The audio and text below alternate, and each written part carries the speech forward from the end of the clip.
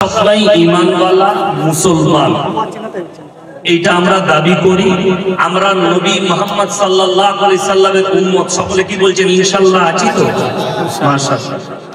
দেখুন, যখন দাবি করবেন আমি মুহাম্মদ সাল্লাল্লাহু আলাইহি সাল্লামের উম্মত আর উম্মতি আর আমি আল্লাহকে বিশ্বাস করি, তখন কিন্তু সেই মুসলমানদের জন্য দুটো রাস্তা পৃথিবী।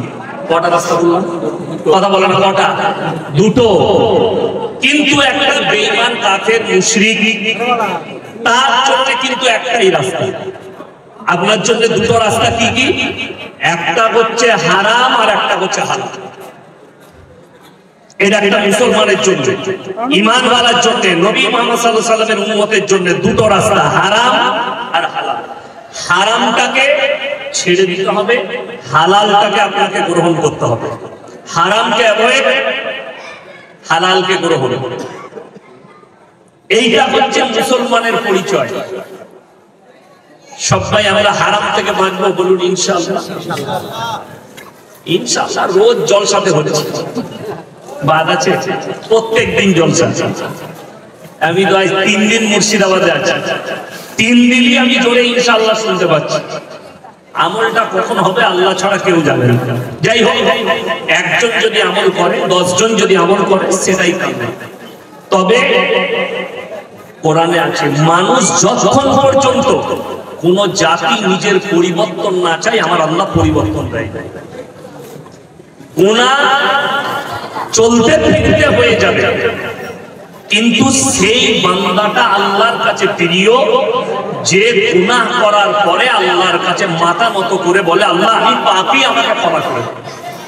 এইটা হচ্ছে আল্লাহর পছন্দনীয় বান্দা। অনেক মানুষ মনে করে আমি যখন এই গুনাহটা করে ফেলেছি আর ভাই ক্ষমা হবে না, আর আল্লাহ ক্ষমা করবে। কি হলো? কিছু বলছো? বসো বসো, তাড়াতাড়ি বসো। এই মিঠুন, এই লাল জামা, বসলে।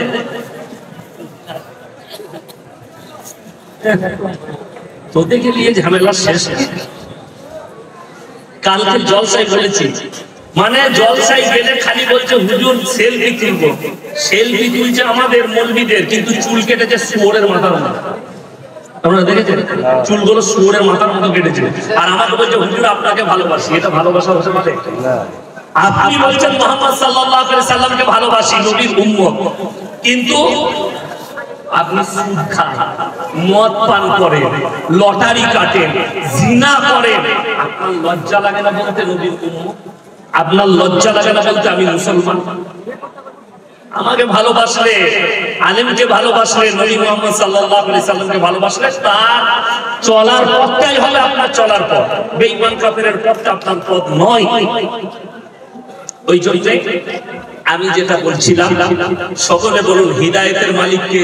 আল্লাহ, একমাত্র আল্লাহ। পৃথিবীতে যে যতই আমরা চেষ্টা করি, আপনাদের মনে মনে হবে ইয়াসিন ভাই এসছে, অনেক লোক হিদায়াত পাবে। ভুল কথা, আল্লাহ না দিলে পাবে না। তবে হ্যাঁ, কেউ যদি চেষ্টা রাখে যে আমি পরিবর্তন আনবো, আল্লাহ আমাকে পরিবর্তন দাও, আবার গুনাহ হয়ে যাচ্ছে, এই লোকটা পরিবর্তনের জায়গা আছে। কিন্তু যারা বলবে যে মৌলবীরা যা বলছে বলুক, কোরআন হাদিস কি বলছে জানি না, আমি আমার কাজ করে যাব, মৌলবীরা বলার বলে যাবে, এরকম লোক আছে না নয় সমাজে? আমি আমার কাজ করে যাবো, যা বলছে বলুক। জুম্মায় কত খুতবা দিবে মৌলবী, মাদ্রাসায় কত বয়ান হবে, জলসায়, আমি কারো কথা শুনবো না। যদি এইরকম ব্যক্তি আমার বক্তব্য শুনছে, এইখানে আছেন কিংবা যেখান পর্যন্ত আমার আওয়াজ পৌঁছাচ্ছে, তারা একটু কান খুলে শুনলেন। আল্লাহর নবী জনাবে মুহাম্মদুর রাসূলুল্লাহ সাল্লাল্লাহু আলাইহি ওয়াসাল্লাম, আল্লাহ তাআলা কোরআন পাঠিয়েছেন। সূরা বাকারা 1-2 পৃষ্ঠা। ইন্নাল্লাযীনা কাফারু সাওয়াউন আলাইহিম আআনজারতাহুম আম লাম তুনজিরুহুম লা ইউমিনুন। এটা কোরআন বাকারা 2 পৃষ্ঠায় আছে। যত দাওয়াত দিবে দাও, কোরআন শোনাবে শোনাও, কিন্তু তারপরও তারা ঈমান আনবে না। কেন? কারণগুলো আমার আল্লাহ কোরআনে বলে দিয়েছে, বলুন সুবহানাল্লাহ। ওই কারণগুলো শুনলে আপনার চোখে পানি আসবে। এক নম্বর, খাতামাল্লাহু আলা কুলুবিহিম, তাদের হৃদয়ে তালা মেরে দিয়েছে, এত পাপ করেছে। যাদের হৃদয়ে তালা পড়ে যাবে আর হিদায়াত পাবে না, আমি আল্লাহ তালা মেরে দিয়েছি। এত পাপ করেছে, জেনে বুঝে পাপ করেছে, জিদ করে করে করেছে, আমি তালা মেরে দিয়েছি। এরপরে যত দাওয়াত দিবে দাও, তার দিলেতে প্রবেশ করবে না। ওয়ালা সামিহিম, তাদের কানেতে মোহর মেরে দিয়েছি। কানে মোহর মানে জানেন? দেখবেন অনেক জনের দাঁত ফুটো হয়ে যায়, হয় না? হয় না? আপনি দাঁতের ডাক্তারের কাছে যান, আপনাকে বলবে দাদা আপনি মাংস খেতে পারবেন, গোশত খেতে পারবেন, ছিঁড়ে সিল করে দেবো, টাকাটা একটু বেশি লাগবে। ওটাকে সিল করা বলে, এটাকে মোহর মানে সিল করা। তাদের কান সিল করে দিয়েছি, যত দিনের কথা শোনাবে শোনাও, তাদের কানে আর প্রবেশ করবে না। ওয়ালা আবসারিহিম গিশাওয়া, চোখেতে পর্দা ফেলে দিয়েছি। তাদের চোখ অন্ধর মতো হয়ে গেছে, দিনের কথা তাদের চোখে পড়বে না, না নামাজ, না রোজা, না কোরআন, না রাসূলের আদর্শ তাদের চোখে আর ঠেকবে না। ওয়ালাহুম আযাবুন আযীম, কিয়ামতের দিনে পরকালে তাদের জন্য কঠোর আযাব রেখে দিয়েছে, আযাবে মুবতালা। ওই জন্য সবাই নিয়ত করুন, আল্লাহ আমাদের সকলকে যেন পাপ থেকে হেফাজত করে, বলুন আমিন।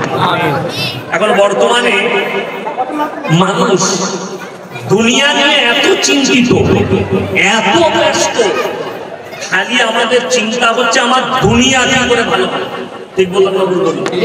দুনিয়া কি করে টিকবে। এখন কিন্তু কম্পিটিশন কিসের? নামাজের কম্পিটিশন নেই, নেক আমলের কম্পিটিশন নেই, ভালো আমলের কম্পিটিশন নেই। এখন যদি কম্পিটিশন হচ্ছে, কিসের কম্পিটিশন? এর কত ভালো বিল্ডিং বানাতে পারে, কার মার্বেলটা কত ভালো। এটা রাসূলের হাদিস। কিয়ামতের পূর্বে মানুষ প্রতিযোগিতা শুরু করবে, কিসে? বড় বড় বিল্ডিং, শপিং মল, মাল দৌলতের কম্পিটিশন শুরু হবে। কার কত টাকা আছে, কার কত দামি গাড়ি আছে, কে কত ভালো খায়, কে কিরকম, এই কম্পিটিশন শুরু হবে। আজকে দেখেলে কেন্দ্র সরকার এলান করেছে কোন কোন রাজ্যে এসআইআর হবে। এখন অনলাইনের দোকানগুলোয় ভিড় দেখেছেন? কাল থেকে সব কাগজ রেডি করছে। কেন? ঘরে ঘরে আসবে, আপনাকে প্রমাণ দিতে হবে আপনি দেশের নাগরিক কিনা। যাদের 2002 সালে নাম নাই ভোটার লিস্টে, যাদের বাবা মায়ের, তাদেরকে প্রমাণ দিতে হবে আমি ভারতের নাগরিক।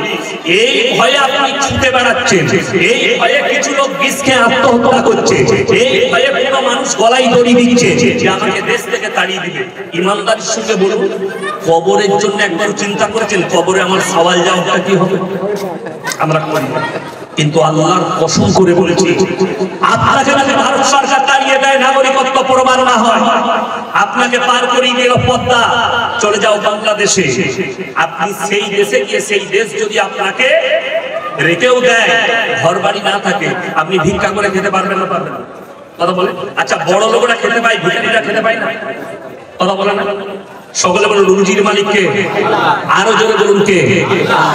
এটা যাদের বিশ্বাস নেই, ফজরের নামাজ পড়ে পৃথিবীতে আল্লাহর যতগুলো মখলুক আছে, সৃষ্টি আছে, জানদার আছে, একমাত্র মানুষই এমন একটা মখলুক যাকে ইনকাম করে আর পরিশ্রম করে খেতে হয়, পেট ভরাতে হয়, ঠিক কিনা? বাকি যত মখলুক আছে কেউ কি পরিশ্রম করতে হয় না, আল্লাহ বিনা পরিশ্রমে কি দেয়? রুজি দান করে। বলে বলে সুবহানাল্লাহ। আপনাকে শেষ করেনি আল্লাহ, যেমন দামি খাবার, ভালো খাবারটা মানুষকে দিয়েছে, উত্তম সৃষ্টি করেছে, তেমনি উত্তম পন্থাও দিয়েছে। তোমাদেরকে ইনকাম করে রান্না করে খেতে হবে। আচ্ছা, সকালবেলায় ভাতটা পচে গেলে আমরা আর খাই? কাকে দিই? ছাগল, গরু, হাঁস, মুরগি, কাক, পাখি, তারা খায় না? খায় না? তাদের জন্য সেটা উপকারী। কিন্তু আল্লাহ এমন একটা সেন্সার মানুষকে বসিয়ে দিয়েছে, না আপনি মুখের কাছে লুকমাটা নিয়ে যাবেন, নাক বলে দিবে ইয়ে সড় চুকা হ্যায়, মালটা পচে গেছে, এটা আমার জন্য প্রযোজ্য নয়। তোমার নাক সাক্ষী দেবে, তোমার ব্রেনকে বলবে, হৃদয়কে বলবে এটা আর খাওয়া চলবে না। আল্লাহ এমন একটা সেন্সর দিয়েছে, জবান এমন একটা সুন্দর জিনিস দিয়েছে আল্লাহ নিয়ামত, সেটার উপরে কেউ যদি চোখ বন্ধ করে নিম পাতা দেয় তা সে চিনি মনে করবে? আর কে বলে দিবে? চোখ না বলো, তার ব্রেন আর হৃদয় বলে দিবে তোমার জুবানে নিম পাতা দেওয়া হয়েছে, তেতো জিনিস দেওয়া হয়েছে। আর চিনি দিলে বলে দিবে চিনি দেওয়া হয়েছে। আচ্ছা, রসগোল্লা গোল হয় না চ্যাপটা হয়? গোল হয়। তো কেউ যদি আপনাকে বলে চোখ বন্ধ করো আর তোমার মুখে গোল করে মাটি ভরে দেয়, তাই বুঝতে পারবে না? পারবে না? মাটি বললো না রসগোল্লা, মাটি। রসগোল্লা টেস্ট আলাদা, টেস্টটা কে বলে? চোখ নয়, টেস্ট বলে জুবান। এই জুবানে এমন আল্লাহ সেন্সর বসিয়েছে, দিয়া মাত্র বলে দিবে তুমি মুখেতে কোন জিনিসটা দিয়েছো, এটা প্রযোজ্য না প্রযোজ্য নয়, তোমার পেটের জন্য এটা চলবে না চলবে না। তোমার জুবান তোমাকে সাক্ষী দিয়ে দিবে, বলে দিবে। আল্লাহ এত বড় নিয়ামত দিয়েছে, তাহলে রুজির মালিক যদি আল্লাহ হয়, এই বিশ্বাস প্রত্যেকটা মুসলমানের রাখা অবশ্যই। এটা একটা ইমানের মর্ম যে রুজির মালিক সকলে বলুন কে? আল্লাহ। এটা অন্য কেউ নয়। এতগুলো মাখলুককে আল্লাহ রুজি দিচ্ছে আর আমাদেরকে দিবেন। চলুন, এই ভারতবর্ষে বর্তমানে 30 কোটি মুসলমান আছে। কত বললাম? 30 কোটি। আপনি ভয় খাচ্ছেন এসআইআর এর জন্য? ভয় কেউ খাবো না, জোরে বলুন ইনশাআল্লাহ। আরে ভয় আল্লাহকে খেতে হয়। আমাদের রাজ্যের মুখ্যমন্ত্রী রিসপেক্ট করুন, সম্মান করুন। কেন? ওটা একটা সম্মানী পদ, সম্মানী চেয়ার, আপনি ভোট দিয়ে বসিয়েছেন। কিন্তু ভয় একমাত্র আল্লাহকে খাওয়া যায়, যে আপনাকে সৃষ্টি করেছে, যার আপনার জানটা যার কবজায় আছে। আপনার জানটা রাজ্য সরকার না কেন্দ্র সরকারের কবজায় আছে না? আল্লাহ। কথা বলেন, আল্লাহর কবজায়। তাহলে জান যার কবজায় আছে তাকে ভয় খাবেন না খাবেন? ভয় খাই। বাকি আপনি প্রধানমন্ত্রীকে রিসপেক্ট করুন, চেয়ারটার দাম আছে, রিসপেক্ট করুন, সম্মান করুন। ভয় আল্লাহকে খেতে হবে। আপনাকে বলছে তাড়িয়ে দেবো, আরে তুমি আমাকে দেশ থেকে তাড়াবে, দুনিয়া থেকে তো তাড়াতে পারবে না।